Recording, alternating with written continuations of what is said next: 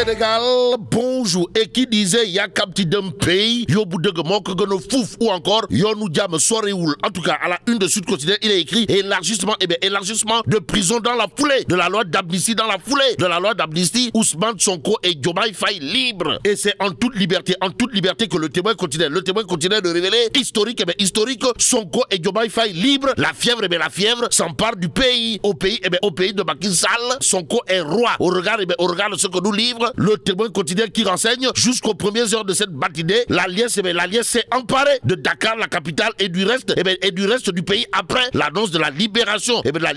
d'Ousmane Sonko, comprenez proche, l'apôtre du Bourok et de Bassirou Diomaye Faye. En tout cas, une liesse qui rappelle le retour de la bande de Sadio Mané en provenance de Yaoundé à 2021 avec la Coupe d'Afrique des Nations, actualité nationale toujours, avec bien entendu le témoin quotidien qui cherche à savoir, histoire de faire savoir, mais à qui profite cette double libération quotidienne pour sa part de révéler le leader de Pastef, les patriotes comprenez proche, l'apôtre du Bourok et son binôme libéré hier, puis escorté par une marée humaine, un raz de marée humain. Bon, Sonko et Diomaye sortent de prison. C'est le titre de Libération ce matin. Le journal d'indiquer, en tout cas, des scènes de liesse ont accueilli leur libération jusqu'à tard dans la soirée. Bon, Sonko s'éclipse pour mettre en avant Diomaye qui démarre sa campagne, explique Libération. Le journal d'ajouter des centaines de libérations attendues aujourd'hui après la promulgation de la loi d'amnistie. Y a-t-il lieu ainsi de retenir l'adage qui dit coule fesse l'eau, mon le yap l'eau? Pour l'instant, ce qu'il y a lieu de retenir, d'après cette fois Tribune Quotidien, semble clair, c'est-à-dire cousu de fil blanc. Comprenez la phase finale, du protocole, du Cap Manuel. Que retenir au finish dans cette histoire, sinon qu'en réalité des réalités, il n'a pas été question, alors là, pas du tout question du protocole du Cap Manuel, mais du protocole de Terouba Issogui. Au regard de ce qu'explique Tribune Quotidien dans ses colonnes, tout compte fait. Ousmane Sonko et Bassirou Diomaye Faye libres, informe Tribune ce matin. Le journal du groupe des médias, en tout cas, de relever une marée humaine à la cité Keur-Gorgui. Bon, l'As quotidien de rappeler tout simplement et tout bonnement ce qu'il a lieu de rappeler, à savoir application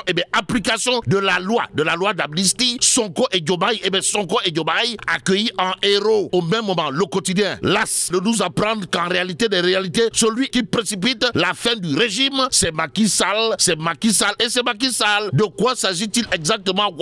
De ceux qui semblent parasiter aujourd'hui la coalition au pouvoir, d'après l'As quotidien, comprenez, division Kouba, manque de soutien à son candidat, libération de Ousmane Sonko et entre autres, l'autre information à prendre avec beaucoup d'intérêt, d'après l'As quotidien ce matin, gravite autour de l'audience sur le pourvoi du Parti démocratique sénégalais. Aux Sénégalaises et aux Sénégalais, retenons tout simplement et tout bonnement ce qu'il y a lieu de retenir, d'après l'As quotidien. De quoi s'agit-il? Le destin du Sénégal entre les mains de la Cour suprême. Voilà, bog, sommes-nous tentés de dire. Que retenir d'autres sinon ce que nous livre, bien entendu, Tribune Quotidienne ce matin. À la une du journal, il est écrit présidentielle de mars 2024 vers la reprise du processus électoral et la dissolution du Conseil constitutionnel. C'est l'interrogation, Kouroubaï Fall et Mbolde Bouride qui barrent la une du journal du groupe des médias. Bon, Tribune Quotidienne en tout cas, d'indiquer ce qu'il a l'air d'indiquer à ce sujet. Comprenez le sort du scrutin entre les mains de la Cour suprême. Bon, le PDS va-t-il remporter cette bataille si rude? Interroge également Tribune ce matin. Ce matin, il y a enquête quotidien qui justement sur ce sujet met les pieds dans le plat à la question de savoir qui sera battu à plate couture, le PDS ou le Conseil constitutionnel. En tout cas, enquête quotidienne de retenir un vendredi de vérité. En vérité des vérités, l'interrogation qui s'imposerait d'après enquête à ce sujet, c'est de chercher à savoir, histoire de faire savoir qu'est-ce qui va arriver si la Cour suprême déchire le décret du président de la République. Et ce que rend public, enquête quotidienne, c'est de nous apprendre que le suspense est total pour la suite du processus électoral. En attendant la suite, intéressons-nous à Direct News pour terminer. Le journal de nous renseigner accusé dans le scandale de corruption au Conseil constitutionnel. Le silence aggravant de Amadou Ba et la de Tchei Allah. Bon, que Dieu préserve le Sénégal. yëkkati na présidentielle 2024 bi laaj bi samp fi mu ne mooy ndax dana am fayallaahu Tribune yéen a kaay xëy samp laaj daal dina coow li fan la ñu jëm ci bile élection ndax nag processus électoral bi dañ koy dooraat te ca pandaw ga daal di seeyal mbir yi tàmbaliwaat mbir yi dooraat ko ca parrainage ba xoolaat ñen ñoo war a jàll am déet yéen a kaay dee média bi naan man buñ ca noppee daal di seeyal conseil constitutionnel nag laaj la de ndax yéen a kaay bi mi ngi may xamal ne élection présidentielle 2024 yi bu doon bakkan la mi ngi ci xottu gerte ndax fi mu ne élection yi mi ngi ci loxol cour suprême ëttu attekaay bi nag war a leeral dëgg-dëgg élection yi day daal di wéy am ci 24 mars bi wala yi dañ koy dàq ba jëmmi jamono ci bëgg ak sababu waa parti démocratique sénégalais beneen laaj mooy guerre bi nga xam ne soobu nañ ci ñoom waa parti démocratique sénégalais ndax nag dëgg-dëgg dees na ca amul ndam laas yéen kaay naan man fi mu ne ëllëgu Sénégal de mi ngi ci loxo ëttu attekaay bi gën a kawe tey jii mani la dees na defub audience ci pourvoi bu parti démocratique sénégalais Tribune naan kon waxtu woow ñoom waa PDS ak forum civil ña ngay teesante Birahim Seck naan waa parti démocratique sénégalais coow li mooy wax leen seeni preuve andil leen nu ko xam ngeen fu ñu nekk ñun société civile lan boo xam ne du ñu marionnette du doon nu yëngal daal du ñuy gësam ñu daal di lay topp su ngeen ñu andilee lu leer tegalu ci table bi ñu mën a gëm wax ji xam nga wax ji Birahim Seck ne leketu kese ci boppam moo naxuti bëy waa nee ngeen yéen dañ leen tooñ léegi andi leen preuve yi ngeen ni yor ngeen ko ñu daal di koy yër direct news naan man coow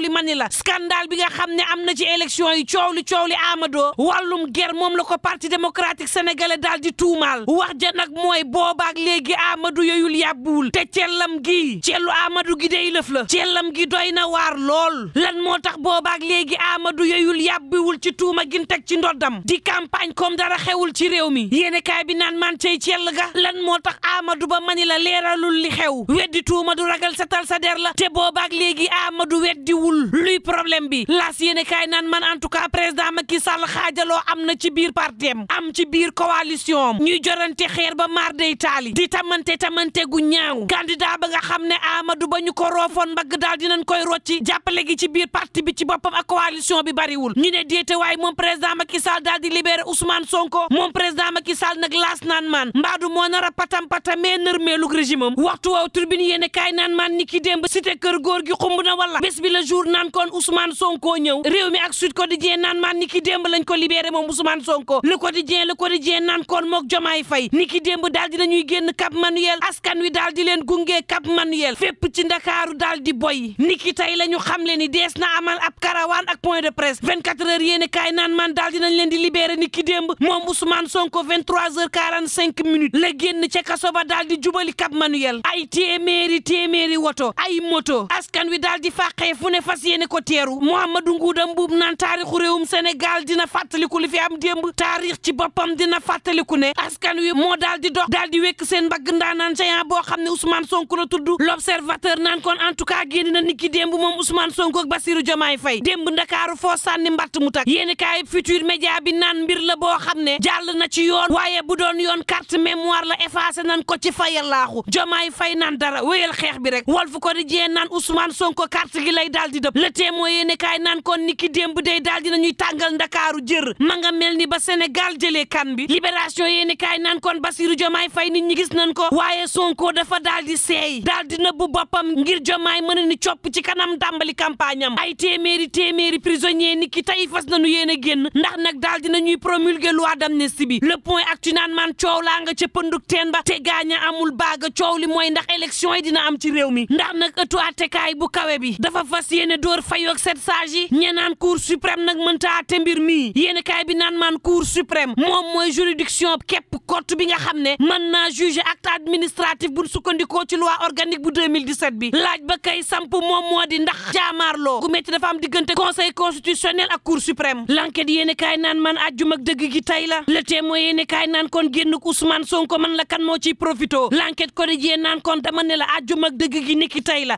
déclaration bu Ousmane Sonko ña ngi koy xaar ak bu Bassirou Diomaye Faye waxtu woowu nag ña ngay xaar ëttu attekaay bi daal di létt sénégalais yi mbaamu firi leen laaj wa moom moo di ëttu attekaay bu kawe bii bu xottee décret bu président Macky Sall bi woote élection 24 mars bii nu ñuy def fi mu ne ci nen la Sénégal daal di toog laaj ba mooy bëgg nañu xam dëgg-dëgg fan la élection présidentielle yi di mujjee dana am wala du am ci réew mi yéeni kaay bi naan man tontu li tey la de tey la yaram yëpp di daw ndax tey la lépp di leer léeg fa yéeni kaay naan kon en tout cas lu coow li bari Ousmane Sonko génn na kaso carte yi ci boppam la ñuy daal di séddale waat ci les présidentielles critique yéeni kaay naan kon présidentielles yoo xam ne ñi ngi soobu ci campagne campagne électorale bi xelu candidat yi di màcc ba maar day taali ñuy digee yoo xam ne ndax mën nañ ko defal électeurs yi libération yéen kaay naan man ak fi mbir yi toll day fi mu ne sànninte xeer moo am ci campagne bi Aliou Mamadou Dia naan politique politicienne mënta joyanti am réew te mënta joyanti sax Sénégal Guy Marius Sagna naan Khalifa Babacar Sall Diomaye président mani la kopparuk Sénégal lañ bëggal boppam koppar goo xam ne dina mën a tax baykat yi gis seen bopp ci réew mi Amadou Ba naan wàllu koppar kenn du ci fo lii day wane ni ñu koy wax amuñu niveau Mamadou Lamine Diallo naan Amadou Ba candidat photocopie la ndax